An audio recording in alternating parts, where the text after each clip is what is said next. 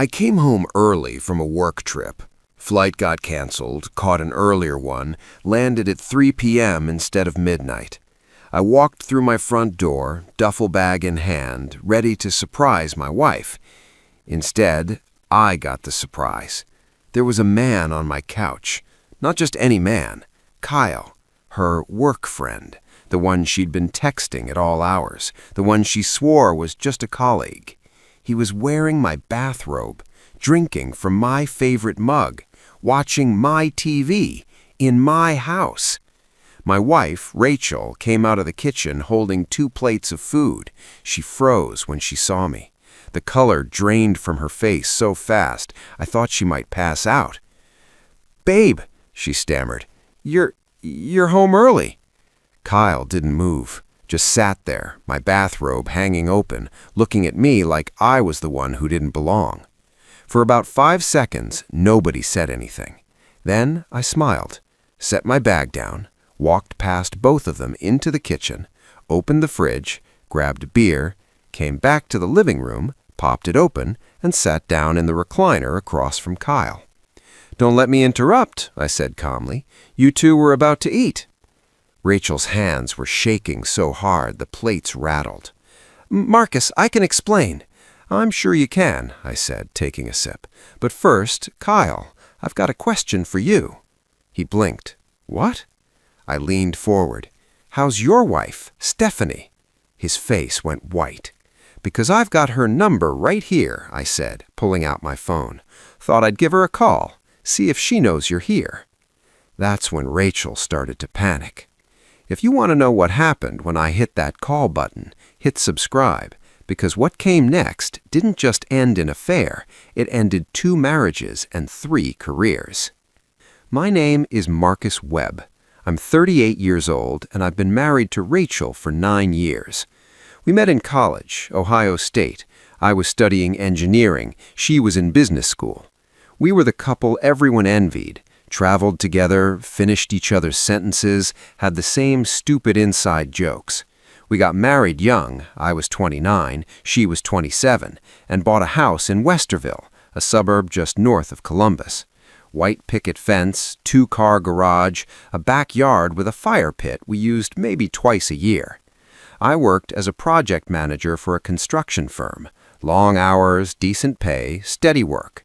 Rachel worked in HR for a tech startup downtown. Flexible schedule, good benefits, a job she actually liked. On paper, we had it all. Except, somewhere along the way, the inside jokes stopped landing. The travel stopped happening. And the woman I married started looking at me like I was a roommate she tolerated instead of a husband she chose. The signs started about 8 months ago. Little things at first. She'd come home from work later than usual. Traffic, she'd say, or last-minute meeting. Her phone, which used to sit face up on the counter, was suddenly always face down. She started dressing nicer for work. New blouses, heels I'd never seen before. "You look great," I'd say. "Thanks," she'd reply, barely looking up. No kiss, no smile, just thanks. Then came the name, Kyle. "Kyle and I are working on a project together. Kyle suggested this great restaurant. Kyle thinks we should restructure the team. Kyle this, Kyle that." At first, I didn't think much of it. Work friends are normal. I had work friends. But then the texts started. Late at night, while we were watching TV, during dinner. Her phone would buzz, she'd glance at it, smile. "Who's that?" I'd ask. "Just work stuff." But work stuff doesn't make you smile like that. Work stuff doesn't make you get up from the couch at 10 p.m. and take a call in the garage. I'm not a jealous man, never have been. But I'm not blind either. One night, about 3 months ago, Rachel fell asleep on the couch. Her phone was on the coffee table, unlocked. I told myself not to look. I told myself to trust her. But that little voice in the back of my head, the one that had been whispering for weeks, finally got loud enough to listen to. I picked up the phone, opened her messages, and there it was, Kyle. Hundreds of messages, going back months. Can't stop thinking about last night. When can I see you again? He's working late tomorrow. Come over. I scrolled back further. Photos, not explicit, but intimate. Her in a dress I'd never seen, him with his arm around her. A hotel receipt, forwarded in a text with a winky face. I sat there on the couch, my wife asleep 2 feet away, and felt my entire world tilt. Not anger, not yet. Just this cold, hollow realization that the woman I'd built a life with had been building a second one behind my back. I didn't confront her that night. I should have, most men would have, but I've learned something in my line of work. When you're dealing with a structural problem, you don't just start swinging a hammer. You assess, you plan, you make sure that when you act, the whole thing doesn't come down on your head. So I took screenshots, saved them to a cloud account she didn't have access to. Then I put her phone back exactly where I found it, and I started planning. The next morning, I called my buddy Jason. He's a private investigator, does mostly insurance fraud cases, but he owed me a favor. I need you to follow my wife, I told him. There was a pause. Marcus, you sure? I'm sure. What do you want me to find? Everything. Jason didn't ask questions after that, just said he'd start that week. 3 days later, he sent me a report. Photos of Rachel meeting Kyle at a coffee shop, holding hands across the table. Photos of them going into a hotel, the Marriott on Polaris Parkway, 2:17 p.m. on a Tuesday. Timestamp of them leaving, 5:43 p.m. Jason's notes were clinical. Subjects entered hotel together, exited 3 hours later. Subject 1, Rachel, adjusted clothing on exit, intimate contact observed. I read it twice. Then I opened my laptop and started a new document. Plan. Here's what most men don't understand about catching a cheating spouse. Confronting them immediately feels good. It's cathartic. You get to yell, cry, throw things, demand answers. But it's also stupid. Because the second you confront them, they go into damage control mode. They delete messages, they coordinate stories, they lawyer up. You lose your advantage. So I didn't confront Rachel. I watched, I documented, I waited. And I started making moves she'd never see coming. First, I called a divorce attorney. Not just any attorney, the best one in Columbus. Her name was Linda Cartwright. She'd handled some high-profile cases, knew every trick in the book. I sat in her office and laid out everything, the texts, the photos, the timeline. "Do you want to try counseling?" she asked. "No." "You're sure?" "I'm sure." She nodded. "Then here's what we do." She walked me through it, step by step. Separate finances, open a new bank account, start redirecting my paycheck. Document every shared expense, every bill I paid, every dollar that went into our joint account. "Ohio is an equitable distribution state," she explained. "That means assets get divided fairly, not necessarily equally. If you can prove she was using marital funds to support the affair, that works in your favor." I took notes like I was in a lecture. "One more thing," Linda said. "Don't move out, even if it's uncomfortable. The second you leave the house, she can argue abandonment." "I'm not going anywhere," I said. "Good." Next, I started separating our finances. I opened a new checking account at a different bank, started having my paycheck deposited there. I kept contributing to our joint account, enough to cover my half of the bills, but nothing extra. Rachel didn't notice, or if she did, she didn't say anything. I also started keeping receipts. Every time I paid for groceries, gas, utilities, I documented it. Every time she used the joint account for something personal, dinners out, new clothes, that $200 spa day, I noted it. I wasn't trying to be petty.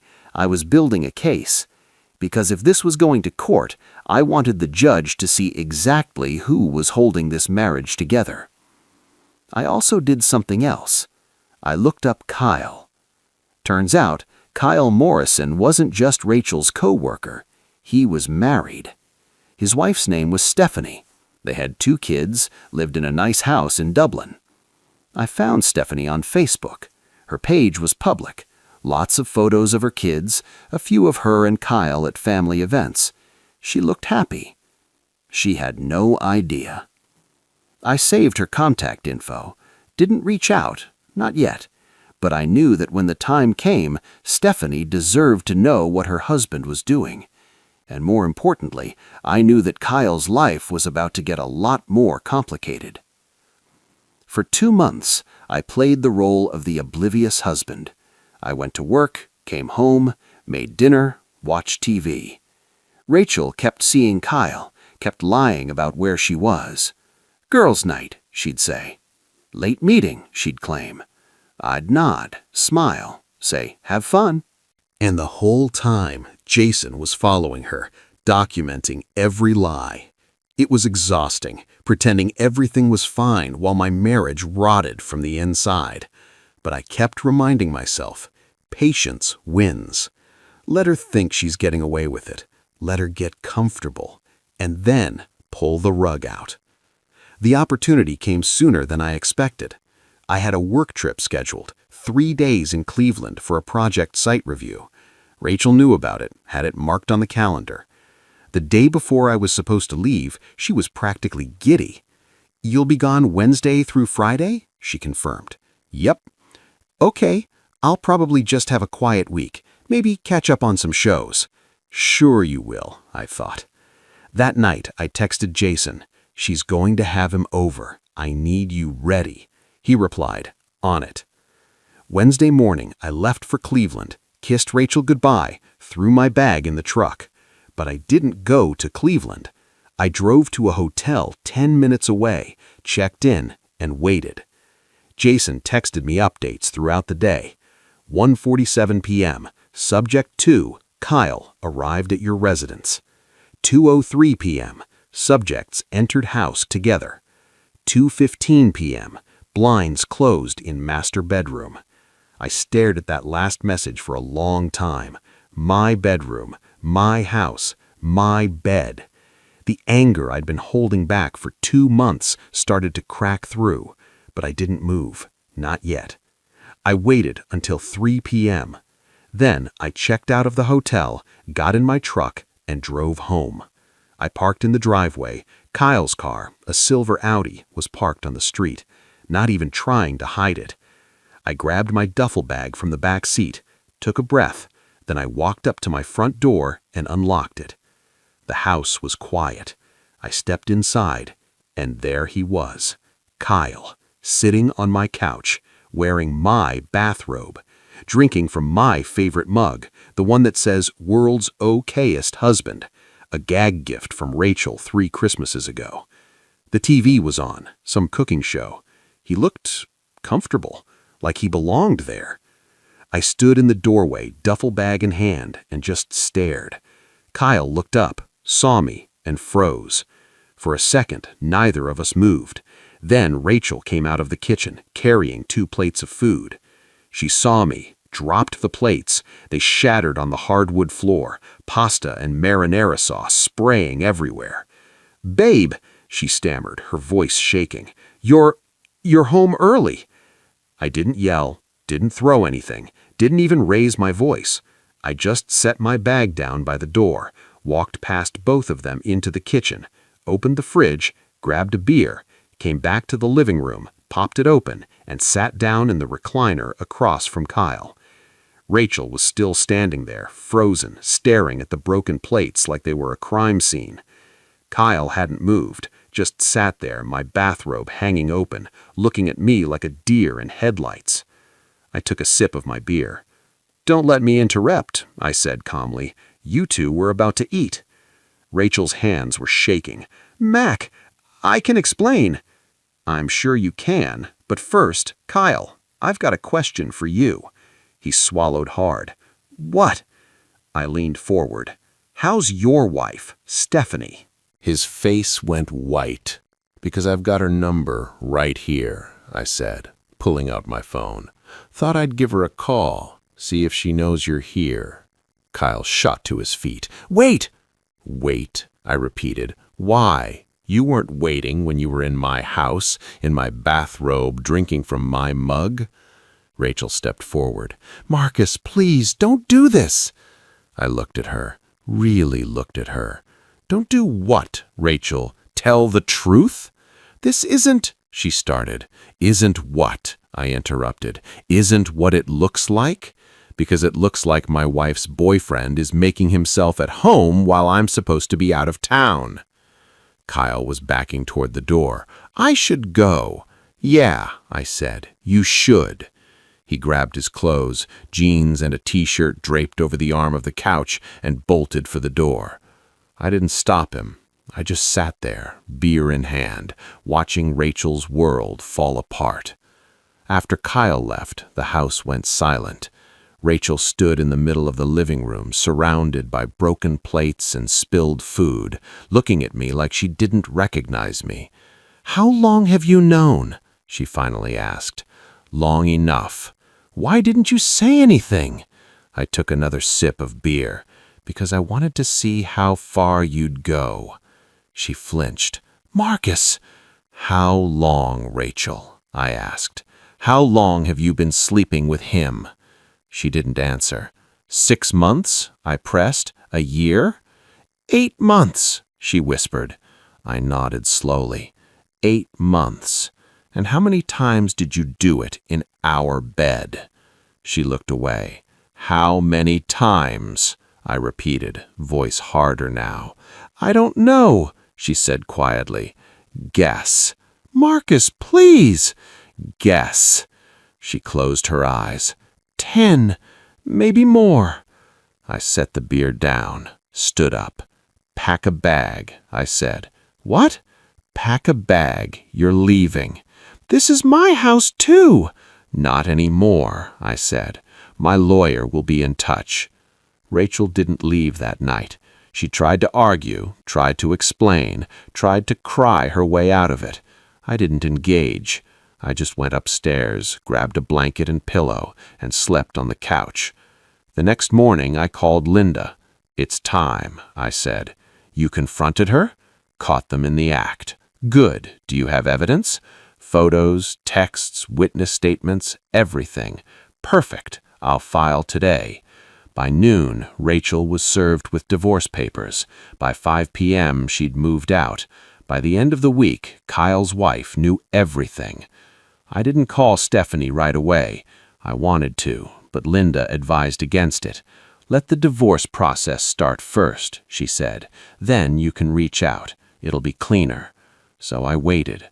1 week after Rachel moved out, I sent Stephanie a message on Facebook. Hi, Stephanie. You don't know me, but my name is Marcus Webb. I'm Rachel's husband. I think we need to talk. She responded within an hour. Is this about Kyle? Yes. I already know, she wrote. He told me everything last night. I stared at the screen. I'm filing for divorce, she added. I'm sorry you're going through this too. We talked on the phone that night for 2 hours. She cried. I didn't. She told me Kyle had been cheating for years. Different women, different lies. I kept giving him chances, she said. I thought he'd change. They don't change, I said. No, she agreed. They don't. Before we hung up, she said something that stuck with me. Thank you for telling me. Most people wouldn't. You deserve to know. So did you. The divorce moved fast. Linda was ruthless. She presented the evidence, texts, photos, hotel receipts. She showed that Rachel had used marital funds to support the affair. Dinners, hotels, gifts for Kyle. She argued that Rachel had violated the marital contract through infidelity and financial misconduct. Rachel's lawyer tried to fight it, tried to argue that Ohio was a no-fault state, that the affair shouldn't impact asset division. Linda shut that down fast.